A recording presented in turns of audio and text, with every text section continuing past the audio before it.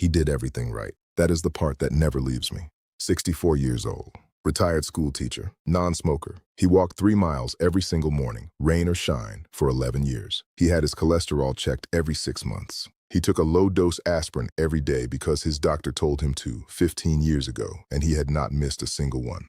By every measurement the medical system uses to evaluate a person's risk, he was in excellent shape. His wife found him on the kitchen floor on a Tuesday morning. He had come downstairs to make coffee. She heard something fall. By the time the paramedics arrived, the left side of his body was no longer responding. He was 64 years old, and he was having a massive stroke. Here is what nobody told him. Here is what nobody told his wife. There were things he did every single day. Ordinary, unremarkable, invisible things that millions of people over 60 do without a second thought, that were quietly raising his stroke risk to a level his annual checkup never once measured. Not because his doctor was careless, because the standard checkup was never designed to catch them. What I am going to tell you today is exactly what I wish someone had told him. Stay with me. My name is Dr. Richard Hale. I am a cardiothoracic surgeon with 31 years in the operating room. I have opened over 2,000 chests in my career. I have held beating hearts in my hands.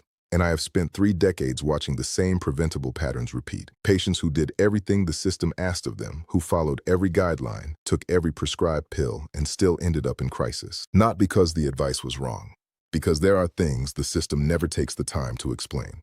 That is not an accusation. A primary care physician sees 30, sometimes 40 patients in a single day. The average appointment is 11 minutes. In 11 minutes, a doctor cannot cover everything. They cover what is urgent and documented, what is quiet and cumulative, what builds slowly over years inside blood vessels and arteries. That gets left out, not out of negligence, out of mathematics. I have spent the last several years taking what I know from the operating room and putting it in front of people before they need surgery. Today I am going to tell you about the daily habits most connected to stroke risk after 60, specifically the ones that never come up in a standard appointment. What nobody took the time to explain. Before we get into the list, I need you to understand something about the body you are living in right now. Because after 60, the rules change, and most people do not know that the rules have changed. Think of your circulatory system as a network of garden hoses. When you are young, those hoses are flexible, elastic, responsive. When pressure spikes, they expand slightly to absorb the force. When pressure drops, they contract. They adapt. That flexibility is not just comfort, it is protection. It is the system's margin for error. After 60, those hoses become stiffer. The medical term is arterial stiffness. The arteries lose the elasticity that once allowed them to buffer changes in pressure and flow. This happens to everyone. It is the baseline reality of the aging cardiovascular system. Here is why that matters for stroke. A stiff arterial system cannot absorb the same shocks it once could. Pressure spikes that a younger body handles without incident now travel further and hit harder. Blood clots that might have passed through a more elastic vessel now catch on rougher, narrower walls. The body's margin for error, the built-in buffer that once protected you, shrinks. And smaller margins mean the ordinary things that never mattered before can now matter enormously. More than 60% of strokes occur in people over 65, 3 times the rate of any younger age group. That is not coincidence. That is arterial stiffness, meeting daily habits in a body with no margin left. What follows are the 5 daily habits most responsible for closing that margin, and exactly what to do about each one. The first one surprises people every time I bring it up because it looks like something healthy. Chronic dehydration, not severe, dramatic dehydration. Mild, persistent, everyday dehydration. The kind most people over 60 are living with right now without knowing it. Here is what is happening inside the body. Blood is approximately 80% water. When you are even mildly dehydrated, and mild means a fluid deficit of 1 to 2% of body weight, which most people cannot feel, the blood becomes thicker and more viscous. Thicker blood flows more slowly. Slower moving blood through stiff, less elastic arteries is a recipe for clot formation. Blood that moves slowly through narrow areas is far more likely to coagulate, aggregate, and block flow to the brain. After 60, the problem is compounded by something almost nobody knows. The thirst mechanism weakens with age. Your body becomes less reliable at telling you when you need water. You can be meaningfully dehydrated and feel completely normal. This is not occasional. It is the persistent daily state of a significant portion of the senior population. One study found that nearly 40% of people over 65 show markers of chronic mild dehydration on routine blood work. 40%. This number is almost never discussed at annual checkups because dehydration markers are not part of the standard cardiovascular risk panel. I want to ask you something personal. How much water did you actually drink yesterday? Not juice, not coffee, not tea, plain water. If the honest answer is less than 6 glasses, this point is for you. The fix here is not complicated. Drink a full glass of water before your morning coffee. Every morning, without exception. Set a reminder at 2 in the afternoon for a second glass. This is the window when most people's intake falls lowest. And 1 glass before dinner. That simple structure costs nothing and closes one of the most overlooked gaps in senior cardiovascular protection. Starting tonight. The second one is harder to talk about because it involves something most people consider a virtue. Skipping meals. Specifically, skipping breakfast or eating only once or twice a day because you have heard that intermittent fasting is good for you, or simply because you are not hungry in the morning, or because it is easier. Whatever the reason, irregular eating patterns and extended gaps between meals are a direct and measurable driver of stroke risk after 60. Here is the mechanism. When you go a long time without eating, blood glucose drops. In response, the body releases cortisol, a stress hormone, to mobilize stored energy. Cortisol is not a problem in the short term. But cortisol raises blood pressure and promotes increased clotting activity in the blood. The body in a fasting state tightens the entire system. In a younger body with flexible arteries, this response is absorbed without incident. In a body over 60 with stiffer arteries, repeated daily cortisol surges from meal skipping quietly elevate blood pressure for hours at a stretch and thicken the blood simultaneously. Elevated pressure through stiffened arteries, plus thicker blood, dramatically increases the risk of a clot reaching the brain. Does any of this sound familiar? If you frequently reach 2 or 3 in the afternoon without a proper meal, this is one of the most important points in this video. This is where significant preventable stroke risk hides, completely invisible to standard blood tests. The question to ask your doctor, write that down, is this: can we check my cortisol rhythm and morning glucose as part of my cardiovascular panel? Most doctors will not order these automatically. You need to ask. And the fix: eat something within 90 minutes of waking. A handful of walnuts, a boiled egg, a small bowl of oats. Stable blood glucose from early morning is one of the most protective changes you can make for the vessels supplying your brain. Starting tomorrow morning. I want to stop here for a moment. We are 2 items in, and I want to make sure you stay with me for what comes next. Because items 3 and 4, those are the ones I see most consistently in the patients I have operated on. Item 4, in particular, is one I had a significant blind spot about for the first 12 years of my own career. Stay with me. The third item is one of the most common daily habits in the world: spending long stretches sitting still. Hours in a chair, hours on a couch. Not because you are lazy, because you are doing something. Reading, watching television, working on a computer. Sitting is not a failure of motivation. It is the texture of daily life. And for people over 60, it is one of the most consistently underestimated stroke risk factors that exists. Here is what prolonged sitting does inside the body. When you sit still for more than 60 minutes, blood flow through the deep leg veins slows dramatically. The calf muscles, which normally act as a secondary pump, squeezing blood back toward the heart, go inactive. Blood pools. In that slow-moving blood, the conditions for clot formation improve rapidly. These clots can break free, travel through the bloodstream, and lodge in the vessels of the brain. After 60, this risk is amplified by the stiffened arterial system we discussed. A clot that might have passed safely through a more elastic system now catches and blocks. The damage accumulates quietly, hour by hour, day by day. And the reason it never comes up in appointments is that nobody asks how long you sit each day. The conversation about cardiovascular risk focuses on smoking, diet, and cholesterol. Nobody is asking whether you sat for 6 hours yesterday without getting up. Here is the fix, and it is one of the easiest in this entire video. Every 50 to 60 minutes of sitting, stand up and walk for 2 minutes. Set a timer if you need to. Walk to the kitchen. Walk to the window and back. 2 minutes of movement every hour interrupts the pooling cycle, reactivates the calf pump, and keeps blood moving through vessels that need it to move. Write that down. 2 minutes every hour, starting today.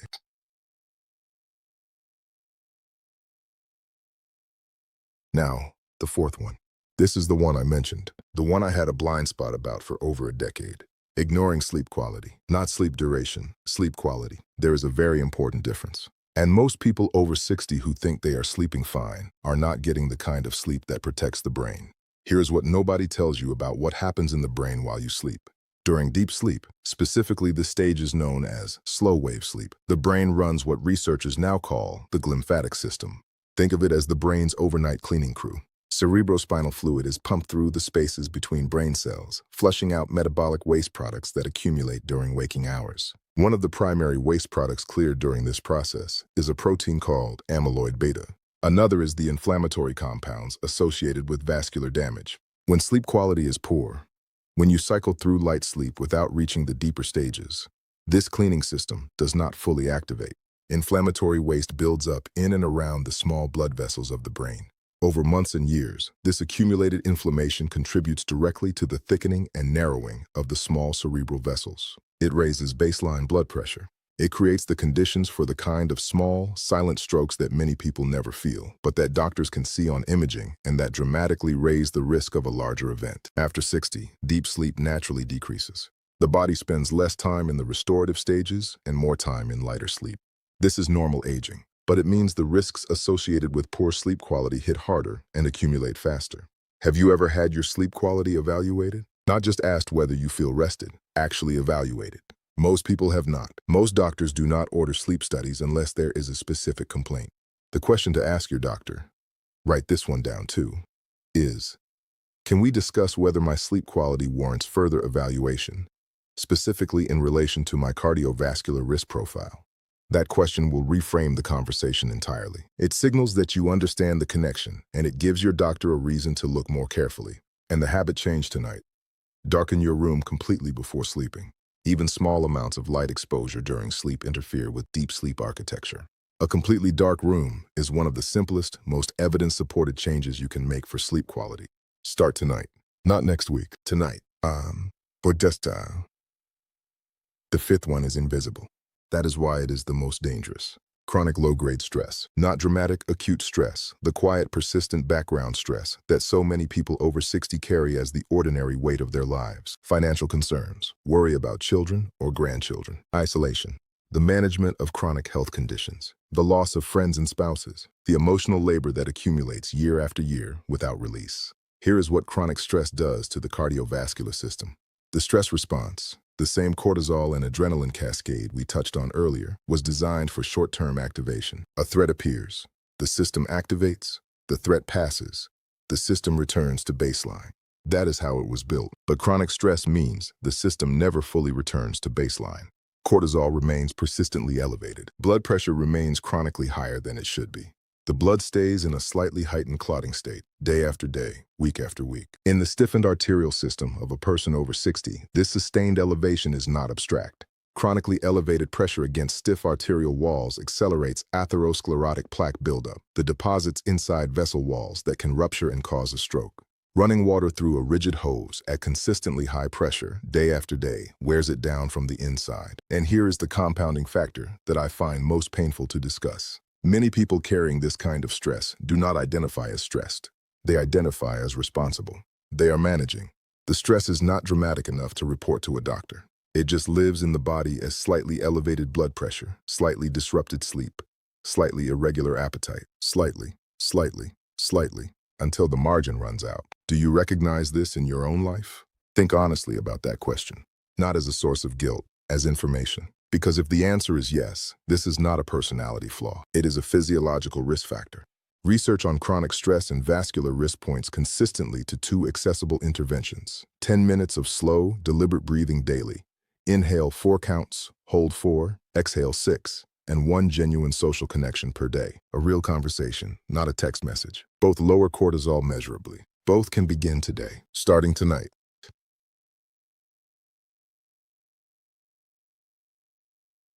I want to be honest with you for a moment, not as a content creator, as a surgeon. I have stood at an operating table at 3 in the morning with a patient whose brain had been starved of blood.